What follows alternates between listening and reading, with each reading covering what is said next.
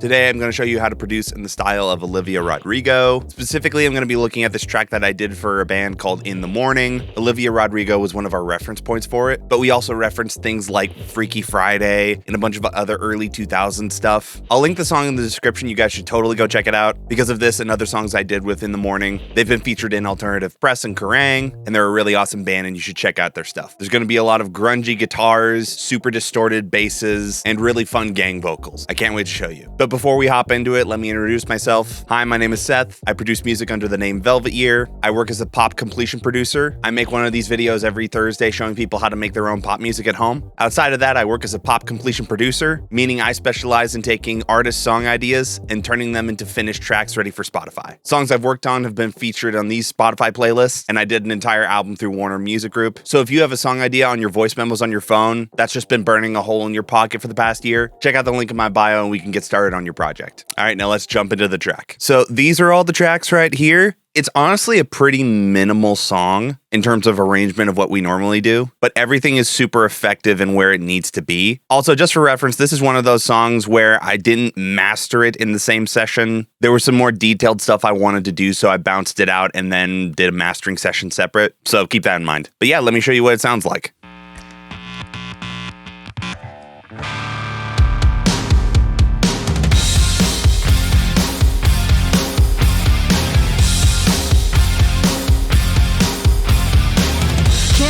Feel like I should wait for you. It wouldn't be the smartest thing I do. Your energy is undeniable. This kind of thinking isn't feasible. The way it goes both ways makes it harder to breathe when you're the only one I see. So why can't it be me? Makes it harder to swallow when I know you wanna be friends. 'Cause I know I'm the one who can take it to the end. So yeah, let's just start going through all the layers real quick. I think probably one of my favorite things is this sort of like track intro thing we did at the beginning by plugging in some guitars.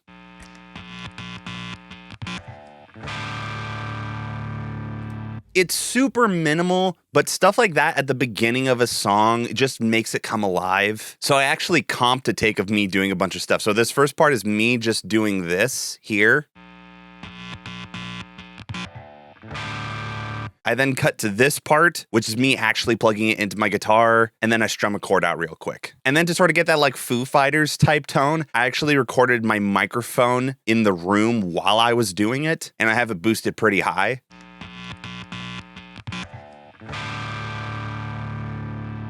Again, this is less of like songwriting production stuff and more of like story building production. It's just something that catches your ear when the song starts, which is really important. And now let's look at these guitars. So it starts out with these guys here.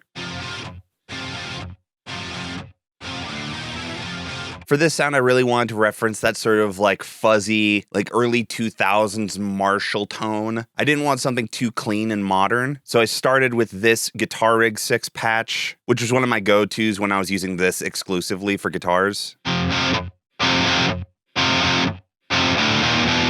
It's actually pretty low gain compared to what I normally have it at. Normally everything here is driving a lot more and it's more of a finished patch, but I specifically turned the gain down so that I could throw on this warm fuzz patch.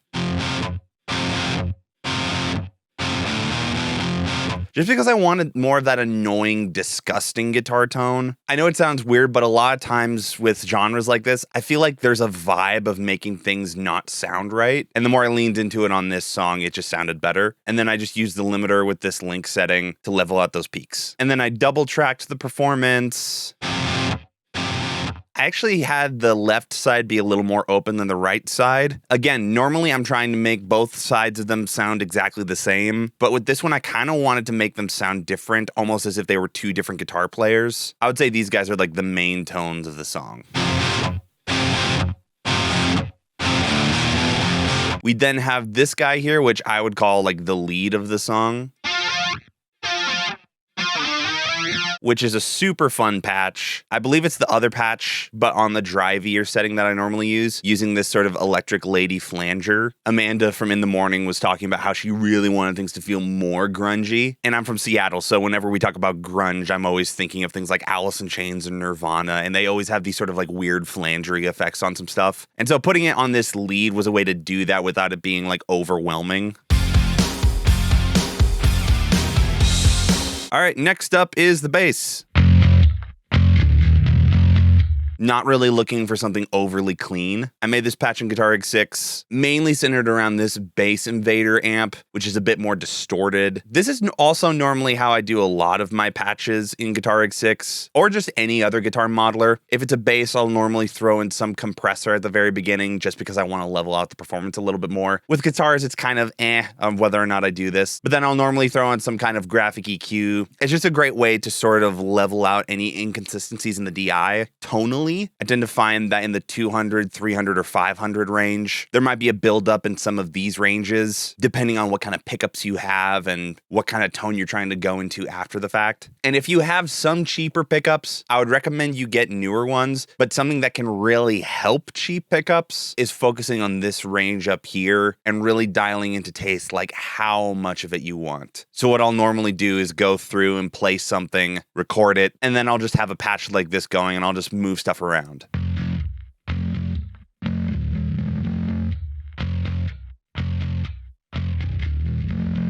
Again, you don't want to do too much. This is set to 15.5 gain range, so you can really do a lot. This could be like 7.5 dB up or down. But anyway, I threw it into this bass here. After that, I did this split mix thing where one side has this sort of Sans amp style distortion with a little bit of an amp sim on it and some highness and some treble added to the top. And then the other is just this amp DI. And then I just blended them in.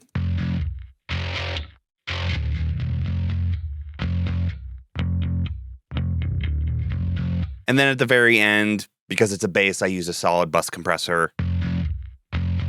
You can never compress a bass like this enough. And then after that, ran to some Chris Lord Allergy CLA bass without it. With another compressor. This Waves bass rider just to level out the performance volume-wise.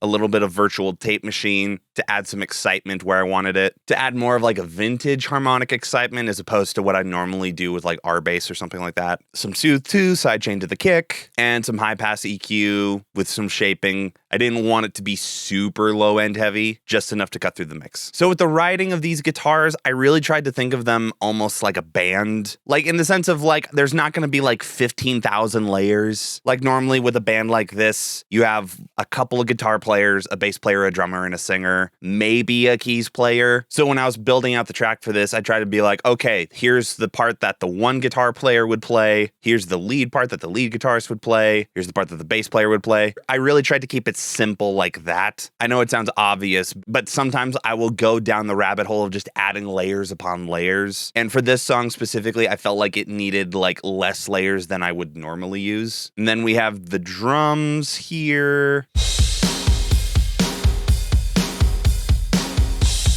And again, I didn't do any additional like sample layers like I normally do. I tried to just get it from one kit, which was a rock solid EasyX kit, which is normally what I go to. Use some 1176 style compression to make it really compressed sounding. A little bit of L1 just to level out those peaks. Some Kramer master tape, just because I feel like as a tape saturator goes, this one has more of a color to it, and it really degrades the high end in an analog way, which can be really helpful if you have overly bright cymbals and you're trying to bring them back a bit without necessarily like scooping that out with an EQ. And then the flow end was a little flubby for my taste, and so I added a C4 here, just pulling down the low end.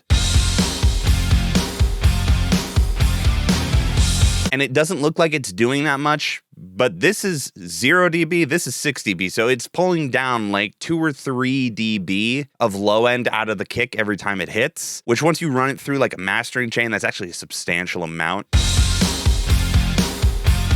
And then this guy here is just the same kit duplicated, but only with the kick. It's just going so that the bass has something that it can sidechain to. I mean, again, normally I would be sidechaining everything to the kick right here, but I felt like it would be more like old school rock to not do that, have it be a little bit messier. And then let's look at the vocals real quick. I don't think I've actually looked at my vocals on my channel before, so this will be fun. Can't help but feel like I should wait for you.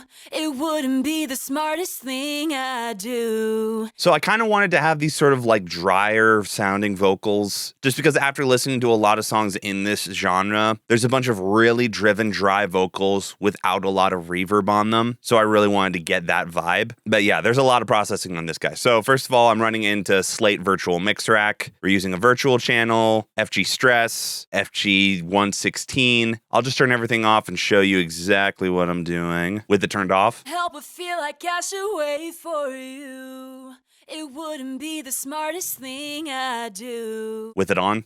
Help but feel like I should wait for you. Just leveling it out a bunch, running it into a bit of CLA vocals with it off.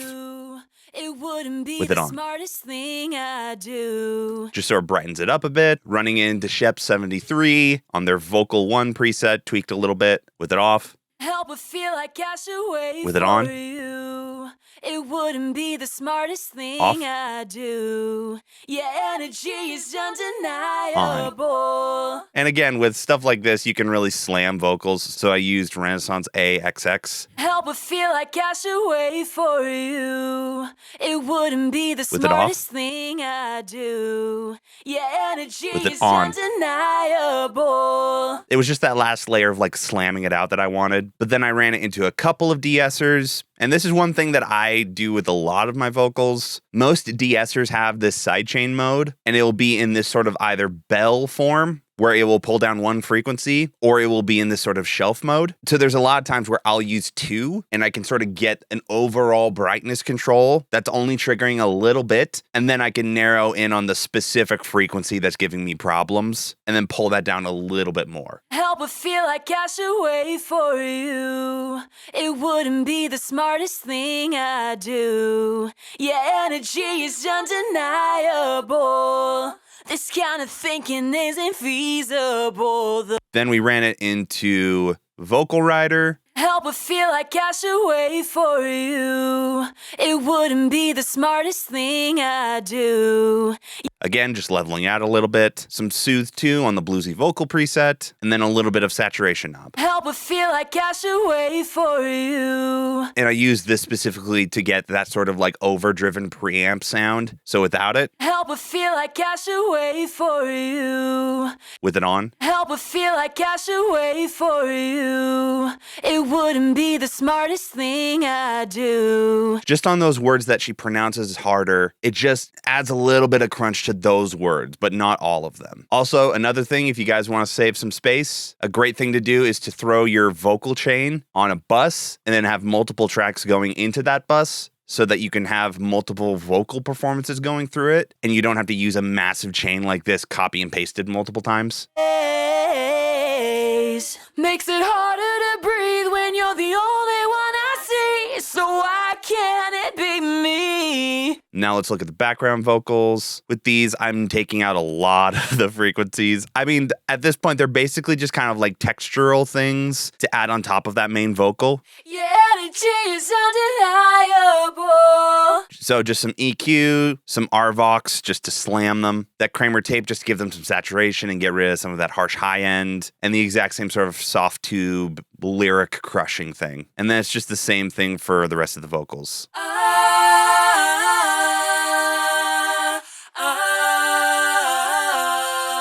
So these, I just wanted to be sort of like a breath of air around her when she's singing the chorus. And then I think we did the same thing for these guys down here. I know you want to be friends, 'cause I know I'm the one who can take it. Like, we don't want it to be a crazy layer that's super audible. We just want it to sound like some backing vocals behind her when she gets to those really heavy parts. And then the last little thing that's just this little, I love it, is this guy.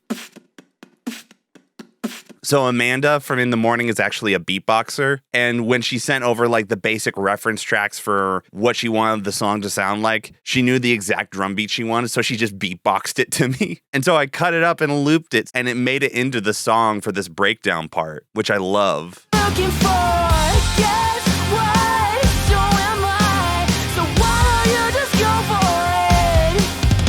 Makes it harder to breathe when you're the only one I see. So why can't it be me? And then we also have this vocal here, which is just an EQ, a flanger plugin, and JST gain reduction on the lo-fi setting without any body to make it sort of sound like a radio. Makes it harder to breathe when you're the only one I see. So why can't it be me? Which is just a fun little layer. And yeah, it looks like that's the whole track. So here, let me show you the final master that I did.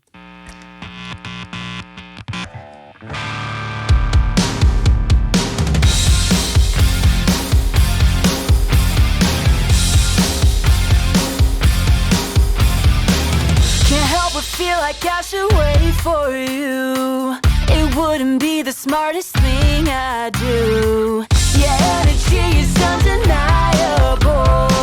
This kind of thinking isn't feasible. The way it goes both ways makes it harder to breathe when you're the only one I see. So why can't it be me? Makes it harder to swallow when I know you wanna be friends. 'Cause I know I'm the one who can take it to the end.